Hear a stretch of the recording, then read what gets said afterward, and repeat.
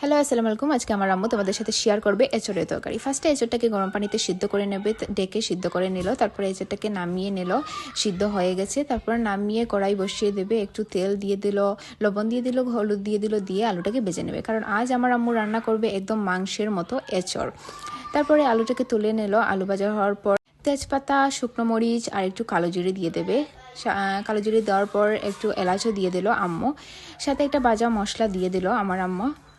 ভাজা মশলা দেওয়ার পর পেঁয়াজ দিয়ে দিল। পেঁয়াজ, রসুন, আদা, লবণ, মরিচ সব কিছু দিয়ে দেবে, বাখরের গুঁড়ো, তারপরে সব কিছু আর একটা গরম মশলার গুঁড়ো দিয়ে দেবে, দিয়ে ভালো করে এটাকে কষাবে।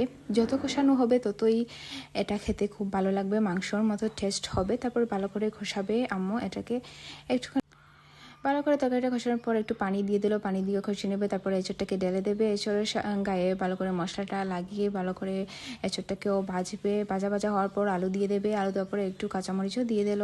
কাঁচামরিচ দিয়ে ভালো করে কষিয়ে নেবে, ডেকেও কষাবে আম্মু। তারপরে পানি দিয়ে দিল, পানি দেওয়ার পরে একটু সময় রেখে ধনে পাতা দিয়ে দেবে। তারপরে এটাই হচ্ছে এঁচড়ের রেসিপি। Bye bye.